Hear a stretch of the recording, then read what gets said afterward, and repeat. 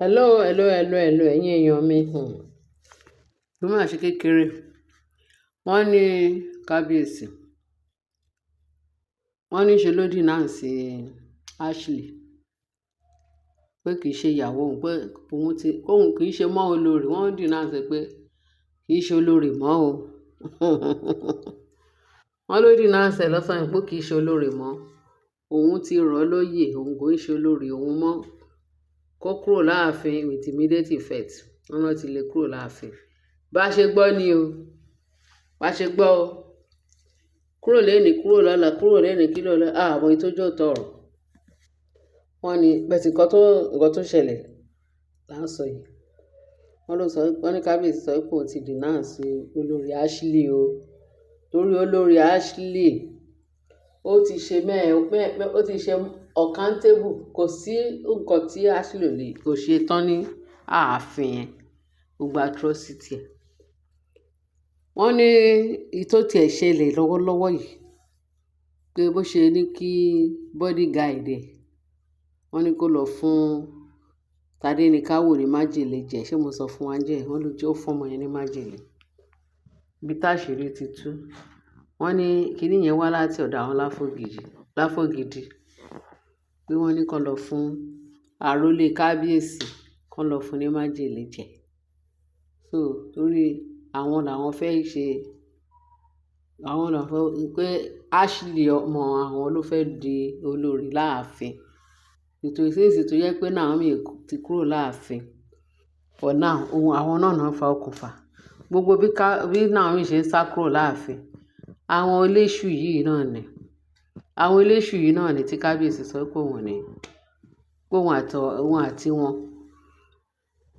Àmọ́ nǹkan tó pa wọ́n pọ̀.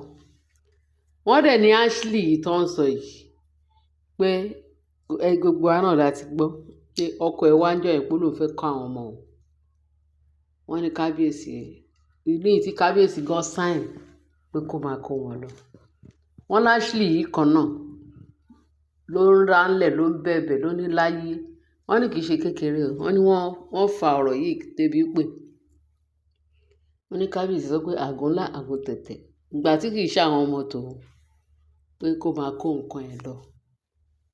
Wọ́n ní kì í ṣe sùúrùtù kékeré náà ní bọ̀bọ́ yẹn bá kábíyèsí fà ó. Wọ́n ní bọ̀bọ́ yẹn pé kò tiẹ̀ wá respect kábíyèsí mọ́. Wọ́n ló sọ ọ̀rọ̀ kò bá kò gbé fún kábíyèsí níjọ́ tí bọ̀bọ́ yìí wáyé. Kábíyèsí ní kí wà ní ẹjọ́ ta wà ní. Wọ́n ní the same Ashley yìí náà. Òun ló jẹ́ kí bọ̀bọ́ yìí wá sọ ọ̀rọ̀ sóhun tí ò yẹ kó sọ sóhun.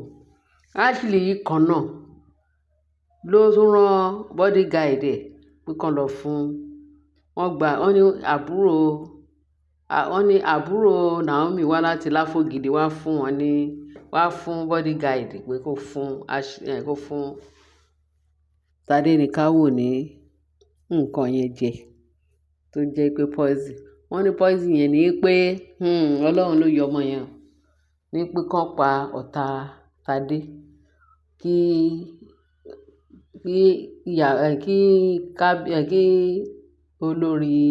olórí ni Ashley ọlọ́kànjúà tó ń fèrú gbàbùkù pé kóun wá jókòó níjókòó pé òun lólórí. Káwọn clear ara wọn kúrò lọ́nà torí láì ṣe Tádéníkáwò ọmọ wa. Now wọ́n ní kábíyèsí wá denounce olórí Ashley pé Ashley ò ṣe olórí òun mọ́ o. Ó ti denounce pé kó kúrò láàfin. Wọ́n dẹ̀ ti bá ní ṣe pé kó gbọdọ̀ wá ààfin yẹn mọ́. Live bá ṣe gbọ́ nìyẹn. Àwọn èèyàn mi ṣe mọ̀ pé mi ò lè ṣe kí n má gbé òótọ́ ọbẹ̀ wá fún yín. Kẹ́ lè máa mọ nǹkan tó ń ṣẹlẹ̀. Kẹ́ lè máa gbọ́ update gbogbo nǹkan tó ń ṣẹlẹ̀ láàfin yẹn. Wọ́n ní Ashley pé wọ́n náà bá ní ṣe. Ó tún lè dọ̀la kó tún jẹ́ ewúrẹ́ aláìgbọràn kó tún padà. Bóyá ó ní nǹkan tó ń lò fún gbogbo nǹkan tó ń lò fún kábíyèsí lágbára ẹ̀jẹ̀ Jésù máa parí. Torí ààfin yẹn ò rọgbọ báyìí. Ààfin yẹn ò tiẹ̀ rọgbọ. Wọ́n ní ojúmọ́ kan ẹ̀ṣẹ̀ tí Ashley bá máa ṣe ní ibẹ̀ yìí wọn àti Mariam póun ló ń lọ lọ́ọ̀kan. Kì í ṣe gbogbo nǹkan tá à ń gbọ́ la máa sọ. Kì í dẹ̀ ṣe gbogbo ẹ̀ náà sáfẹ́fẹ́. nǹkan tó wà ń bẹ ó kì í ju nǹkan tẹ̀ ń gbọ́ lọ, nǹkan kì í ẹsẹ̀ ràgò nǹkan tó ń bẹ láàfin yẹn. Wọ́n ní kábíyèsí wa pé wá bẹ̀rẹ̀ sí ní bẹ̀rẹ̀ pé kábíyèsí ní bẹ̀rẹ̀ òṣìwò ló ń bẹ̀ máa lọ, ó ń ṣe ìyàwó òun, ó mọ bó ṣe dé ààfin yìí, ó mọ̀ pé èrú ló fẹ́ fi gbà bùkún, ó dẹ̀ lè rí ìbùkún náà gbà. Ó ní àti pé mi ò sanwó orí ẹ̀, ó ṣe ìyàwó mi láti ilẹ̀, nǹkan tó dé ló ní kán á wo òun, ó ń ṣe ìyàwó òun, ó ṣe ń ṣe olórí òun, ìwọ ló ń fi túláàsì kó fẹ́ dúró sáàfin, ìwọ ló fún rẹ ní olórí fún rẹ, òun ò fún ẹ lólórí. Ṣé gbogbo òun ò dẹ̀ san owó orí ẹ̀ rárá. Wọ́n ní wọ́n máa ń sọ àlè kábíyèsí ní Ashley. Ṣé mọ̀ pé tí ẹ̀yẹn máa ń pọ̀? Ṣé mọ̀ pé àwọn ojú ọ̀rọ̀ láre? Pàápàá jùlọ tó bá rí nǹkan kékeré báyìí, egungun wọn máa ṣe kárí mi. Ẹ jẹ́ ẹ̀rí mi báyìí, ẹ jẹ́ kí n ṣe báyìí, torí dàbí pé gbogbo yẹn fọwọ́ bojú. Ẹ rí nǹkan tó ń lọ. Kẹ́ ẹ wo mi ní kẹ́ ẹ wo kẹ́tùn wò. Ẹ wo bí Ashley ṣe ń ṣe nìyẹn o. Ẹ wo ọlọ́jọ́ festival. Wọ́n ní ṣe Ashley gbé microphone tó bẹ̀rẹ̀ sí ní kí ra ẹ̀ tó ń kí kábíyèsí, bóun ṣe jẹ́ ìyàwó kábíyèsí, bóun ṣe jẹ́ olórí kábíyèsí, bóun ṣe bá olórí kábíyèsí jìyà, tó ti wà nínú ààfin, tó ti ń bá kábíyèsí rúgbà, tó ti ń bá kábíyèsí gbé òun ní ṣáájú àtẹ̀yìn, òun ní gbogbo ẹ̀, póun lólórí. Wọ́n ló wà náà sáré láì tiẹ̀ jáde, láì tí ìpọ́nlé òun nìkan wá ń pọ́n rẹ̀ lé. Wọ́n ní kábíyèsí ti denounce ẹ̀ lénìí pé olórí is not more olórí mọ́ o, pé wọ́n dẹ̀ ti bá ní iṣẹ́ kúrò láàfin, pé gbogbo iṣẹ́ burúkú tó ṣe pé lórí ẹsẹ̀ ẹ̀ orí ní àrólé kábíyèsí kí ni bá lè ṣe, kí lòun ìbá máa sọ. Wọ́n láṣìírí yẹn ti tú, wọ́n ti lè jáde kúrò láàfin gẹ́gẹ́ bá ṣe gbọ́ allegedly. Ó mọ́ ní àwọn èèyàn mi gbọ́dọ̀ gbọ́ yìí. Àwọn èèyàn mi gbọ́dọ̀ gbọ́ yìí. Wọ́n ń gbọ́ ìtọ́jú bẹ́ẹ̀ lọ bẹ̀tẹ̀ eléyìí this is another one. A túbọ̀ máa gbọ́ mọ́ gbogbo àwọn nǹkan tí a ti ń gbọ́ tẹ́lẹ̀. Ẹ rí i pé ó ga. Nígbà tó fẹ́ pa àrólé kábíyèsí, kí ni bá lè ṣe? Èyí tó gbé wá, ó lọ gbé yẹn wá láti tà.